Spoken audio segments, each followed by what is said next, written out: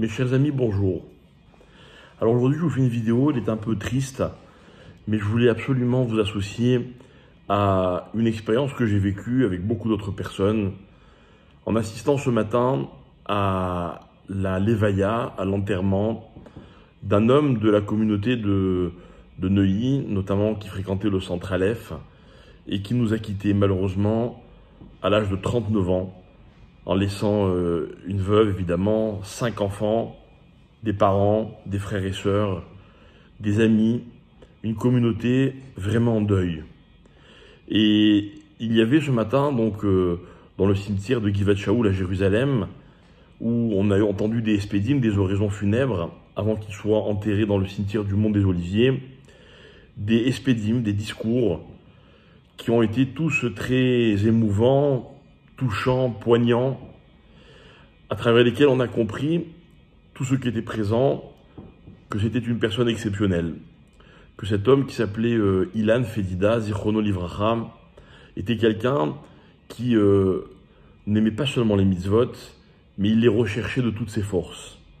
Et dès qu'il pouvait faire une mitzvah, il la faisait, mais il n'attendait pas qu'on la lui propose, il allait chercher quelle mitzvah il pouvait accomplir.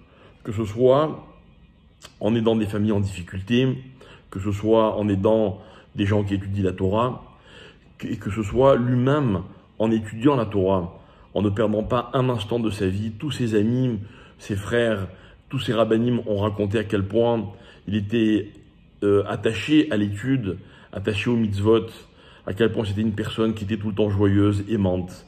Et je vous en parle parce que c'était vraiment un moment particulier dans lequel on sentait vraiment une kedusha, une sainteté particulière. Et voilà, c'est ma façon à moi de lui rendre hommage. Mais, mes chers amis, le moment le plus fort de cette matinée hors du temps, c'était évidemment le moment du Kaddish.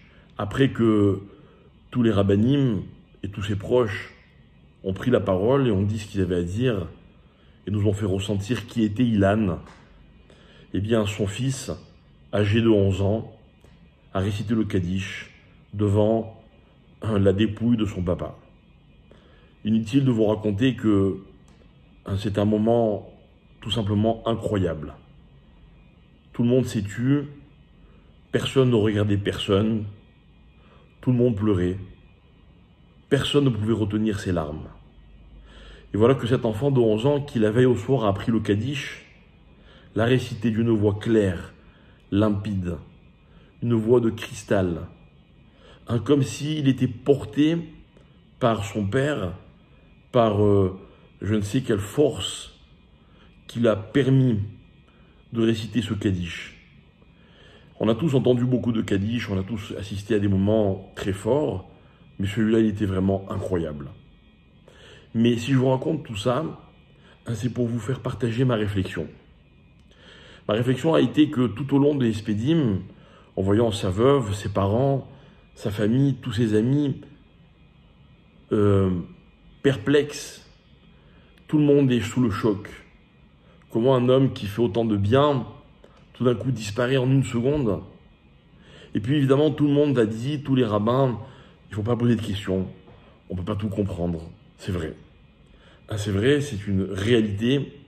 Et les hommes que nous sommes sur Terre nous avons une vision limitée des choses. On ne peut pas tout comprendre. Mais moi, j'ai eu un petit peu comme un flash. Et je me suis dit que, vu l'effet sur la foule qui était présente, du Kaddish fait par ce jeune enfant, j'ai imaginé l'impact de ce Kaddish dans le monde d'en haut, dans le ciel. J'ai imaginé tous les tzadikim, son père, ses ancêtres, tous les rabbanim qui ont été mentionnés. Cet homme était attaché au Harizal, au Rachaim Akadosh, à Rabbi Nachman de Breslav. Je les ai imaginés tous retenir leur souffle et verser les larmes que tout le monde a versées sur place. J'ai imaginé Akadosh Baruch Hu lui-même attentif à ce Kaddish. Et personnellement, je me suis permis de prier. J'ai dit Hachem, on n'est pas dans un événement familial, on n'est même pas dans un événement communautaire. On est dans un événement qui concerne le peuple juif tout entier. Et j'ai prié très fort pour que les larmes qui coulaient à ce moment-là, la peine de cet enfant, le désarroi de cette famille, eh bien, soit pour Hachem le plus beau et le plus fort des messages pour qu'il nous apporte rapidement la Géoula. Je ne veux pas vous associer à la tristesse, je veux vous associer à la force de ce moment, à la force du moment dans lequel j'ai eu le sentiment, mais réel, que tout s'arrêtait, sur terre, mais aussi dans le ciel. Et je me suis dit que Akadosh Baruch Hu, quand il fait réciter le Kaddish à un petit enfant, c'est pas pour rien.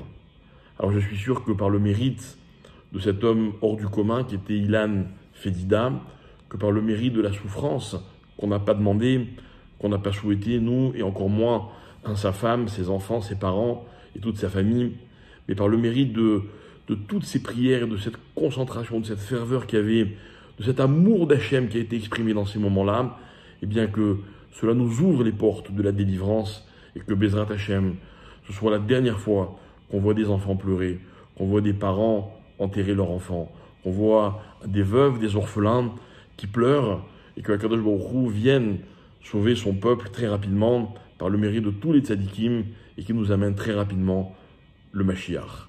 Amen.